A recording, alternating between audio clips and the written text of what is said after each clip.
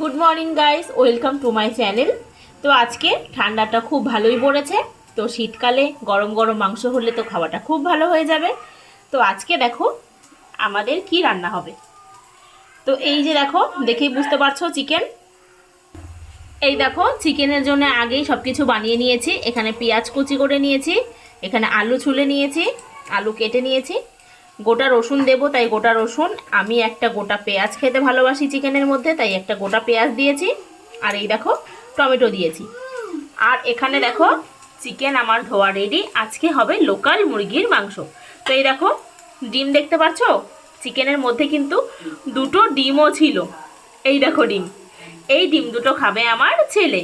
এই দেখো leg piece আছে, এই যে লেগ পিস, এই যে লেগ পিস। তো ভালো করে চিকেনটা ধুয়ে নিয়েছি।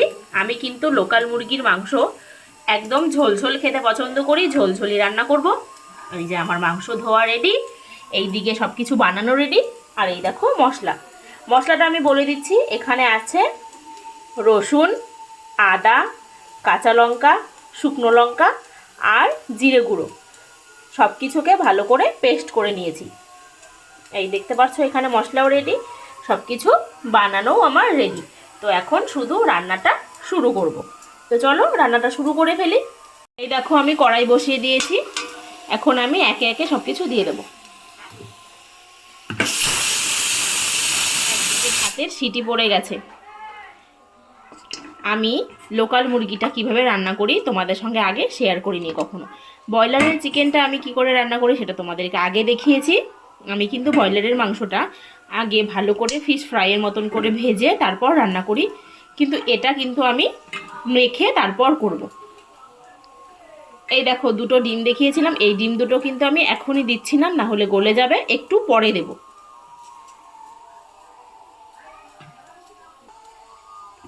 এখন আমি আলুগুলো দিয়ে দেব। আলুগুলো আগেই ভেজে নিচ্ছি না, কারণ নতুন আলু এমনিতেই ভালো নরম হয়ে যাবে। যা যা উপকরণ আমি বানিয়ে রেখেছিলাম চিকেনের জন্য, পেঁয়াজ কুচি থেকে শুরু করে সব কিছু আমি আগেই দিয়ে দেব। এটাকে আমি রান্না করব ম্যারিনেট করে, ভালো করে মেখে তারপর আমি রান্নাটা শুরু করব। তোমাদের যদি আমার এই রেসিপিটা ভালো লাগে তাহলে তোমরাও এভাবেই চিকেনটা বানিয়ে খেয়ে দেখবে, খুব স্বাদ লাগবে, খুব অসাধারণ স্বাদ লাগবে খেতে। আমি কিন্তু এভাবে করেই লোকাল চিকেন রান্না করি। এখন আমি এর মধ্যে দিয়ে দেব লবণ। এই দেখো লবণ দিয়ে দিচ্ছি 1 চামচ, 2 চামচ লবণ দিয়ে দিলাম। এখন দিয়ে দেব হলুদ। লবণটা আমি পরে স্বাদ করে আবার দেব। এই দেখো 1 চামচ হলুদ দিয়ে দিলাম, আর একটু লাগবে, আরও 1 চামচ হলুদ দিয়ে দিলাম। এখন এর মধ্যে আমি দিয়ে দিচ্ছি তেল।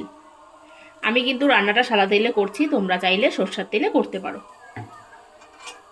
এবার সব কিছুকে ভালো করে মেখে নেব। আমি কড়াইয়ের মধ্যেই মেখে নিচ্ছি ভালো করে, কারণ আমি কিন্তু এখনও কড়াইয়ের স্টিমটা জ্বালাইনি, গ্যাসের স্টিম বন্ধ করা আছে। আমি আগে এগুলো সব কিছুকে ভালো করে একবার মেখে নেব। এই দেখো চারিদিকে হলুদ, লবণ, তেল সব কিছু ভালো করে মিশিয়ে নিচ্ছি।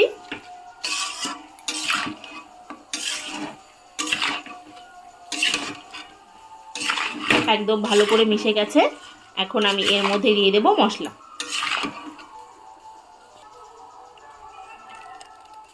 আমি এখানে যা পেস্ট করে রেখেছিলাম সবটাই দিয়ে দিলাম। এখানে আমি আরেকবার বলে দিচ্ছি কি কি পেস্ট করে নিয়েছি। এখানে আছে জিরে গুঁড়ো, আদা, কাঁচা লঙ্কা, শুকনো লঙ্কা আর রসুন, সব কিছুকে ভালো করে পেস্ট করে নিয়েছি মিক্সিতে। এখন মাংসটা আমি ভালো করে মেখে নেব। দেখো আমি কিন্তু চিকেনটা একদম ভালো করে মেখে নিয়েছি। কাঁচা যা যা বানিয়ে রেখেছিলাম সব কিছু দিয়ে, মশলা দিয়ে, হলুদ, লবণ, তেল সব কিছু দিয়ে ভালো করে চিকেনটা ম্যারিনেট করে আমি 15 থেকে 20 মিনিট রেখে দিয়েছিলাম। তারপর এখন গ্যাসের স্টিমটা জ্বালিয়ে দিয়েছি। এই দেখো দেখতে পাচ্ছ গ্যাসের স্টিমটা জ্বালিয়ে দিয়েছি। এখন ভালো করে চিকেনটাকে কষে নেব, তারপর জল দিয়ে দেব। তো তোমরা দেখতে থাকো আমি চিকেনটা কি করে রান্না করি। এই যে দেখো আমার চিকেনটা কিন্তু কষানো হয়ে যাচ্ছে। আরেকদিকে দেখো ছেলের জন্য প্রেসার কুকারে চিকেন বসিয়েছি। এই দেখো চিকেনটা কষা প্রায় হয়ে গেছে। এখন চাইলে এর মধ্যে ঝোল দিয়ে দিতে পারবো। আমি চিকেনটাকে কষাতে বসিয়ে কিন্তু ছেলেকে খাওয়াতে গেছিলাম। এসে দেখলাম চিকেনের জল শুকিয়ে গেছে, চিকেনটা মোটামুটি কষা হয়ে গেছে। দেখতে পাচ্ছ চিকেনের কালারটা কত সুন্দর এসেছে আর খুব সুন্দর সেন্ট বেরিয়েছে।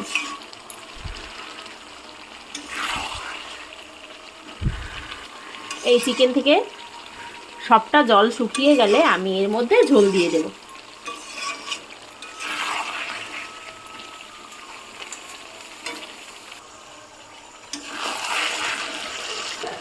দেখো গোটা গোটা রসুন গোটা গোটাই আছে, পেঁয়াজটাও গোটাই আছে, কিচ্ছু ভেঙে যায়নি। চিকেনও কষানো হয়ে গেছে।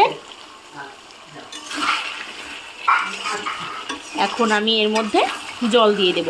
তোমরা চাইলে কেউ চিকেনটাকে এখন টেস্ট করে দেখতে পারো যে লবণ ঠবণ সব কিছু ঠিক আছে কি না, যদি লাগে তারপর আরেকটু দিয়ে দিতে পারো। তো আমি চেকে নিয়েছি আমার লবণ সব কিছু ঠিক আছে, এবার আমি ঝোল দিয়ে দেব। দেখো চিকেনের কালারটা একদম টকটকা হয়েছে, খুব সুন্দর সেন্ট বেরিয়েছে, চিকেন কষানোও হয়ে গেছে। এবার আমি দিয়ে দেবো জল। তো জলটা আমি আগেই বলে দিচ্ছি, তোমরা যে যেমন ঝোল খাবে ঠিক তেমন পরিমাণে জল দেবে। আমরা একটু চিকেনটা ঝোল ঝোল খেতে পছন্দ করি, যেহেতু লোকাল মুরগির মাংস এটা আমাদের ঝোল ঝোল খেতেই ভালো লাগে। তো কষানো খেলে খেতে পারো, কিন্তু আমি এটার মধ্যে ঝোল দিয়ে দিলাম। এই দেখো আমি এর থেকে বেশি আর ঝোল দেব না।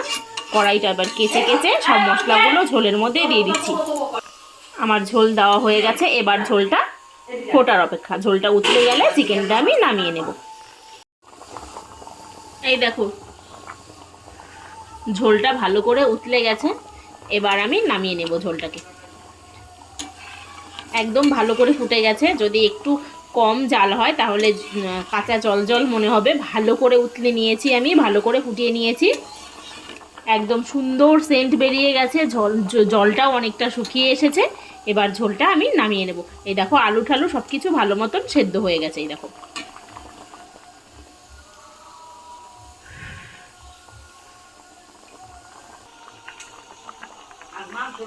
আমি কিন্তু গ্যাসটা একদম বন্ধ করে দিয়েছি, কারণ আমার ঝোল ফুটে গেছে, ভালো মতন রান্নাটা হয়ে গেছে চিকেন।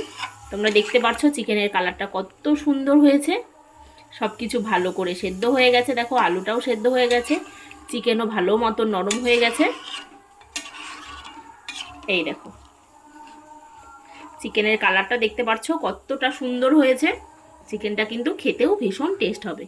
তো তোমরা যদি এই রেসিপিটাকে পছন্দ করে থাকো তাহলে তোমরাও সেমভাবে একদিন লোকাল মুরগির ঝোল রান্না করে ফেলো, কারণ ঠান্ডা পড়ে গেছে। গরম গরম চিকেন আর গরম গরম ভাত খেতে খুব দুর্ধর্ষ লাগবে। এবার আমি এটাকে বেড়ে ফেলবো, পরিবেশন করে ফেলবো। এখন আমরা সবাই মিলে এটাকে খাওয়া শুরু করে দেব। এই দেখো আমি একদম চিকেন নামিয়ে দুটো পাত্রে ঢেলে নিয়েছি, একটা দুপুরের একটা রাতের। দেখতে পাচ্ছ চিকেনের কালারটা কত সুন্দর হয়েছে, আর চিকেনটা কিন্তু ঠিক ঝোলঝোলই নামিয়েছি। আমার চিকেনের রেসিপিটা যদি তোমাদের ভালো লাগে তাহলে অবশ্যই তোমরা এভাবে চিকেন রান্না করে খেয়ে দেখবে।